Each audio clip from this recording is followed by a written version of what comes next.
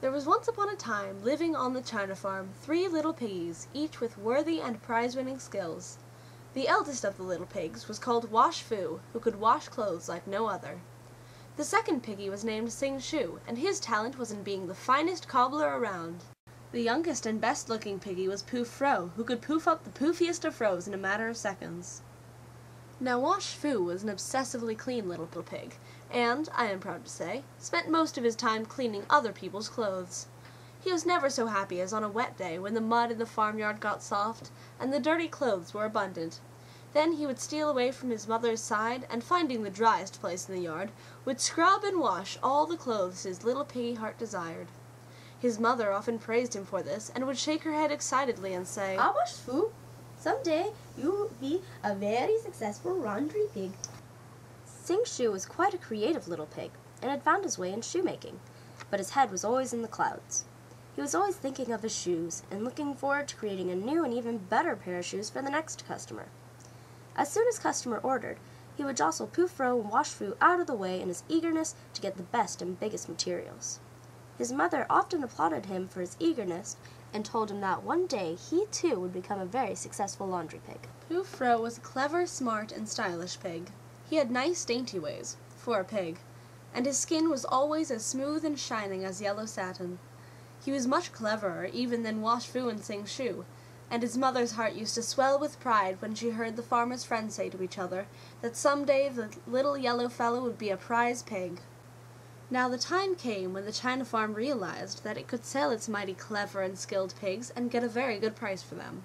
On the last day before the piggies left to be sold, their mother called the 3 little pigs round her and said, "My children, I said you would leave me before I die, but I know that you are all clever and talented piggies and will have better life out there.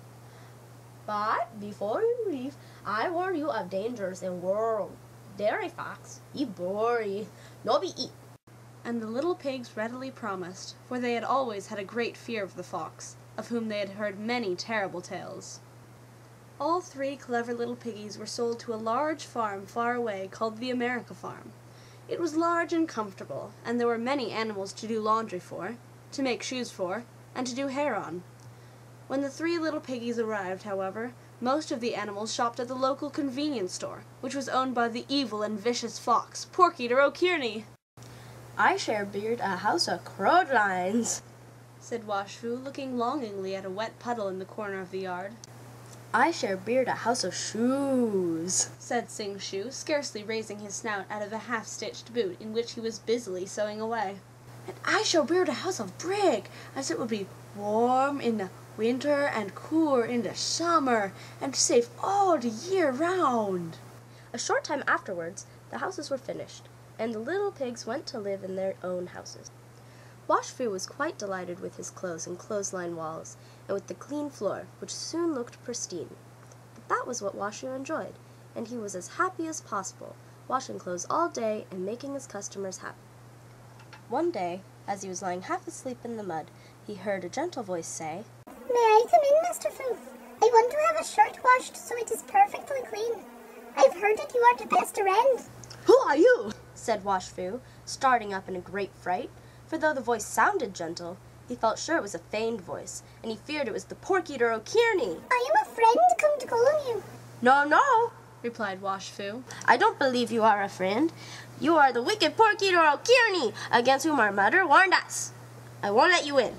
"Is that the way you answer me?" said Pork-Eater O'Kearney, speaking very roughly in his natural voice. "We shall soon see who's the master here." And with his paws he brushed aside the clothes that made up Wash Fu's house, and jumping through, he caught Wash Fu by the neck, flung him on his shoulders, and trotted off with him to his den. The next day, as Sing Shu was finishing up a few last touches on some sneakers, Pork-Eater O'Kearney stole up to his door, determined to carry him off to join his brother in his den. He began speaking to him in the same feigned gentle voice in which he had spoken to Wash Fu, but it frightened him very much when he said, "I am a customer come to visit you, and to have some of your good shoes form a runway."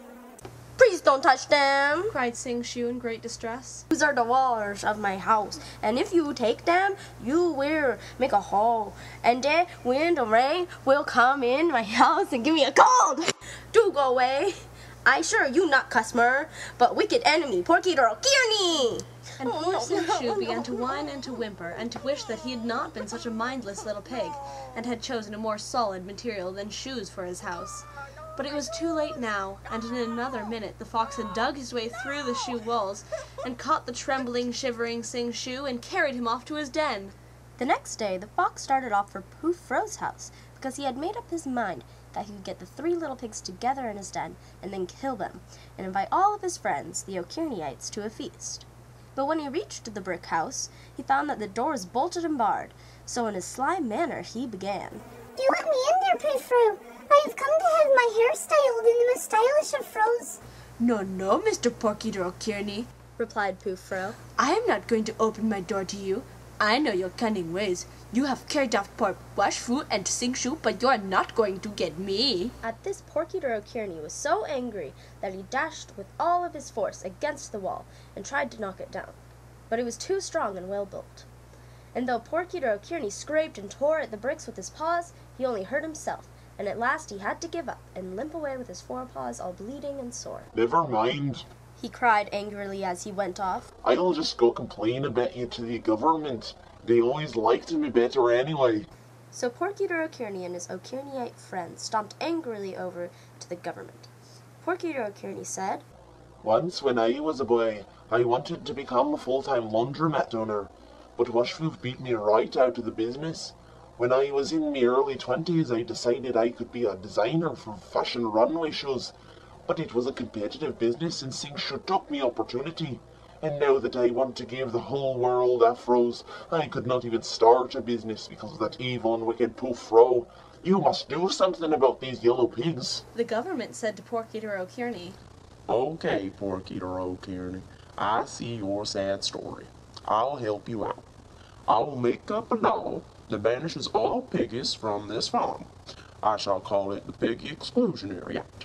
However, you must let those pigs go. I will not send the little piggies home, but I will not let any more in to ruin your business. Right? Right. Now go home.